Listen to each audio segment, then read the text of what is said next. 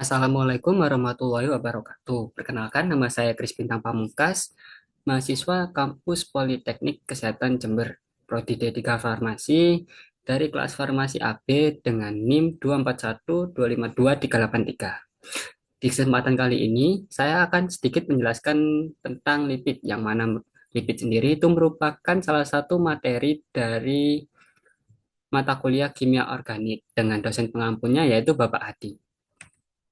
Yang pertama ada definisi. Apa sih lipid itu? Lipid itu secara umum sebenarnya disebut juga dengan lemak, yang mana lipid sendiri itu merupakan senyawa yang dapat disarikan dari sel dan jaringan oleh pelarut organik nonpolar.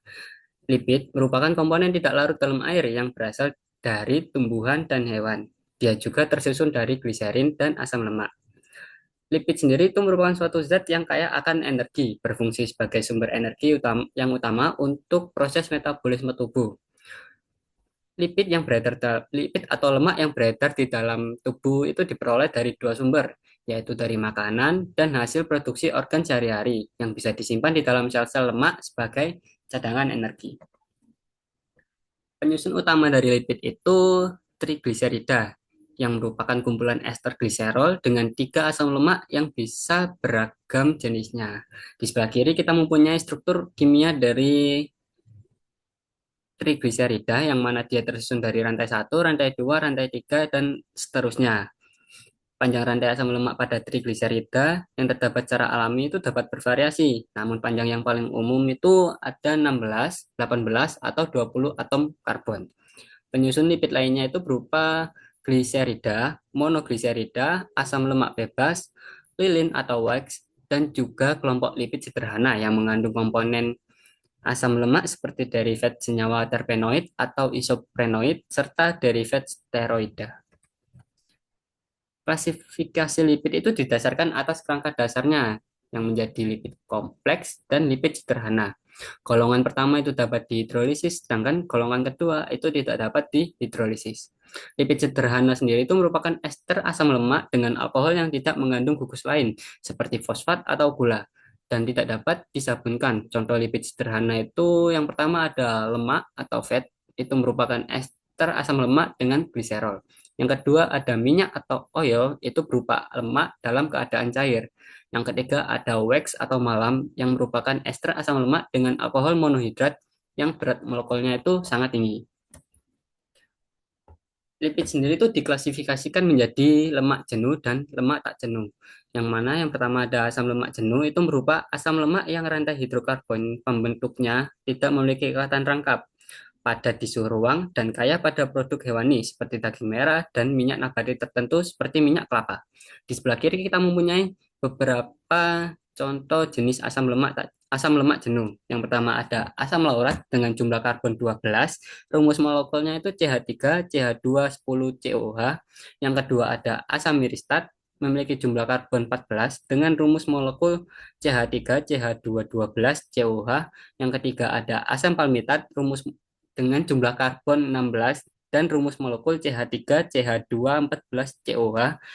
Yang keempat, ada asam stearat dengan jumlah karbon 18. Rumus molekulnya sendiri CH3, CH2, 16 COH. Berikutnya ada asam lemak tak jenuh. Asam lemak tak jenuh itu berupa asam lemak yang mengandung ikatan rangkap pada rantai karbonnya. Asam lemak jenuh sendiri itu jenis lemak yang ada dalam makanan dan termasuk lemak sehat. Lemak tak jenuh berbentuk cair pada suhu ruang, tetapi mulai mengeras saat didinginkan. Di bawah ada sedikit contoh asam lemak tak jenuh dimana dia yang dimana pertama ada asam miristoleat, dua ada asam palmitoleat, ketiga ada asam sapinat, keempat asam oleat, kelima asam elaidat, dan yang lain-lain. Selain jenuh tak jenuh, lipid juga diklasifikasikan menjadi esensial dan non-esensial. Esensial dan non-esensial di sini itu bukan berarti penting dan nggak penting, tetapi asam lemak esensial itu berupa lemak sehat yang mana dia tidak bisa diproduksi oleh tubuh manusia itu sendiri. Sedangkan lemak non esensial itu jenis lemak yang bisa diproduksi oleh tubuh manusia itu sendiri. Saya jelaskan dulu. Yang pertama ada asam lemak non esensial. Non esensial ini itu jenis lemak asam yang dapat diproduksi oleh tubuh, seperti yang saya sebutkan tadi. Yang mana yang berarti tubuh itu tidak memerlukannya dari makanan. Asam lemak non esensial itu memiliki 11 jenis. Yang pertama ada alanin, kedua ada arginin, ketiga ada asparagin, keempat ada asam aspartat, kelima ada asam glutamat, keenam dan seterusnya itu ada sistein, glutamin, glisin, prolin, serin, dan tirosin. Sedangkan asam lemak esensial itu berupa jenis lemak sehat seperti omega 3 dan omega 6 yang sangat dibutuhkan oleh tubuh manusia untuk berfungsi optimal. Namun, lemak esensial ini tidak bisa diproduksi oleh tubuh manusia itu sendiri, sehingga harus diperoleh dari makanan seperti ikan berminyak, biji-bijian, dan minyak nabati untuk menjaga kesehatan jantung, otak, mata, serta fungsi kekebalan tubuh. Berikutnya ada lipid polar, yang mana dia itu jenis lipid yang memiliki bagian kepala hidrofilik atau suka air dan ekor hidrofobik atau takut air, menjadikannya itu lipid amfipatik dan merupakan komponen fundamental membran sel serta berfungsi penting dalam transportasi nutrisi, hidrasi kulit, dan pensinyalan seluler. Golongan lipid polar itu antara lain yang pertama ada fosfolipid yang berupa lipid berikatan dengan fosfat, kedua ada glikolipid berupa lipid yang berikatan dengan komponen karbohidrat, ketiga ada proteolipid berupa lipid yang tersusun atas satu residu asam amino yang dihubungkan dengan asam atau alkohol rantai panjang. Berikutnya ada lipid nonpolar. Lipid nonpolar itu golongan senyawa organik berminyak yang memiliki rantai hidrokarbon panjang, membuatnya bersifat hidrofobik atau takut air dan tidak larut dalam air, tetapi sangat larut dalam pelarut nonpolar seperti ether atau kloroform. Kelompok lipid yang bersifat nonpolar atau tidak larut air, yang pertama itu ada alkana dan alkena, itu berupa hidrokarbon tersusun atas lebih dari 36 atom karbon, berbentuk jenuh atau tak jenuh, biasa ditemukan pada tumbuhan dalam bentuk karotenoid. Kedua, ada lemak alkohol, itu merupakan alkohol alipatik dengan hidrokarbon jenuh atau tak jenuh dengan panjang 6 sampai 26 atom karbon. Ketiga, ada lilin yang merupakan ester dari asam lemak dan alkohol rantai panjang. Keempat, ada sterol, itu biasa ditemukan pada tanaman, disebut dengan fitosterol, dan jika ditemukan pada hewan, itu disebut dengan kolesterol. Kelima, ada tokoferol yang merupakan vitamin E dan biasa ditemukan pada sumber minyak. Keenam, itu ada trigliserida yang tersusun atas gliserol dan asam-asam lemak. Berikutnya ada identifikasi. Pada identifikasi kali ini itu saya menggunakan 3 uji. Yang pertama uji Sudan, kedua ada uji saponifikasi, dan yang ketiga ada uji akrolein. Masing-masing uji ini digunakan untuk mendeteksi keberadaan sebuah lemak atau lipid. Yang pertama ada uji Sudan, yaitu digunakan untuk mendeteksi keberadaan lemak atau lipid, di mana pewarna Sudan yang larut dalam lemak akan memberikan warna yang khas, berupa warna merah atau orange. Cara kerjanya sendiri itu ditambahkan 5 tetes pada reagen Sudan yang berisi sampel 1 mili air dan 1 mili minyak. Dikocok lalu diamati perubahan warna. Biasanya sampel yang memiliki hasil positif itu akan memiliki warna merah yang khas.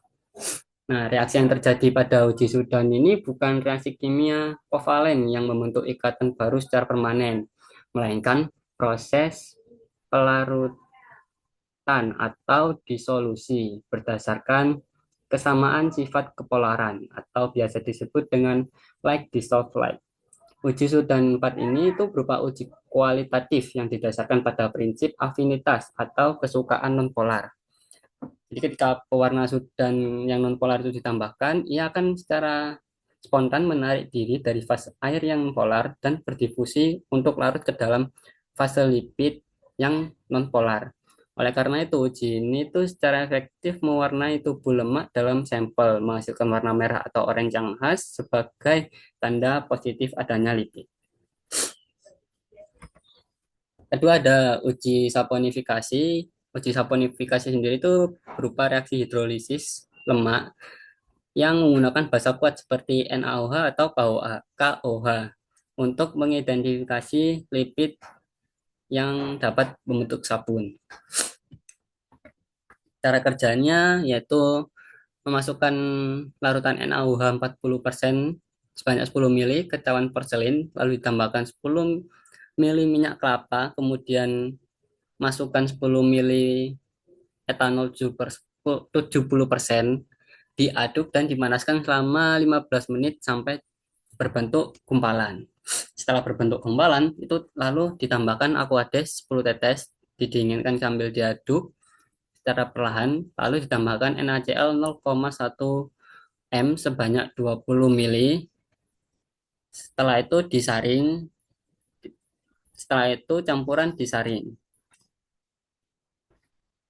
Di reaksi di uji saponifikasi sendiri itu reaksi yang terjadi berupa pemutusan ikatan ester atau hidrolisis ester pada trigliserida yang disebabkan oleh basa kuat atau NaOH, yang mana tiga ikatan ester yang menghubungkan gliserol dan asam lemak dalam molekul trigliserida ini diputus oleh ion hidroksida atau OH dari basa. Ini seperti ini. Hasil dari uji saponifikasi sendiri itu ada dua, yaitu yang pertama ada gliserol yang yang berupa molekul tulang punggung seperti H2COH, HCOH, H2COH. Dan yang berikutnya ada garam asam lemak yang memiliki tiga rantai asam lemak itu diwakili oleh rantai satu, rantai 2, dan rantai 3 yang berikatan dengan ion logam atau Na plus dari basa. Nah, garam asam lemak ini yang kita kenal sebagai sabun. Hasilnya seperti gambar di sebelah kanan, yang mana dia berbentuk sabun padat. Berikutnya ada uji acrolein. Uji acrolein itu untuk menentukan adanya gliserol.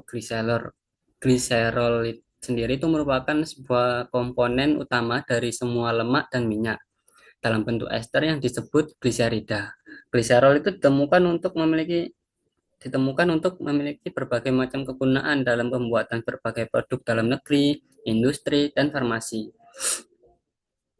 Rumus dari gliserol sendiri itu yaitu CH2OH, CHOH, CH2OH atau propana 1, 2, 3 triol.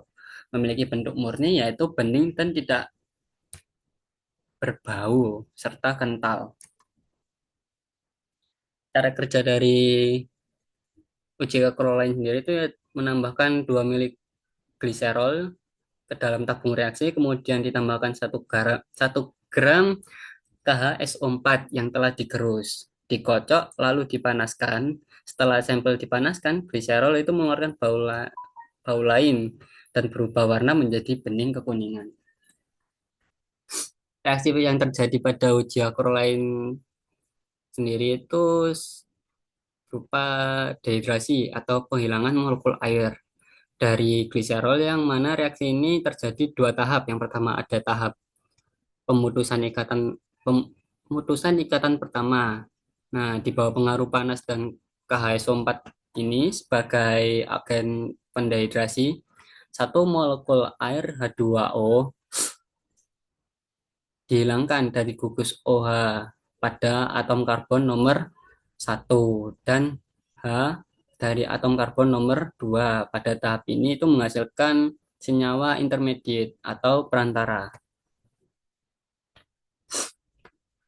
Nah, tahap kedua itu pembentukan ikatan kedua, yang mana kedua dihilangkan.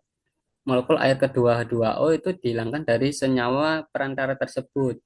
Pemutusan ikatan ini menghasilkan produk akhir yaitu akrolein.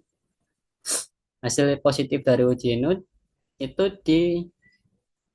ditandakan dengan adanya yang pertama bau menyengat, yang mana bau itu sendiri itu disebabkan oleh akrolein, yang mana akrolein itu sebuah aldehid tak jenuh yang mudah menguap dan memiliki bau tajam yang khas. Biasa itu sering digambarkan seperti bau gosong. Dan yang kedua itu perubahan warna. Jadi ketika gliserol dan KH4 dipanaskan, itu akan berubah warna menjadi bening kekuningan seperti hasil uji pada foto sebelah kiri ini. Hasil dari ujinya itu kuning kuning bening. Berikut merupakan daftar pustaka yang saya gunakan untuk menyusun PPT materi lipid kali ini.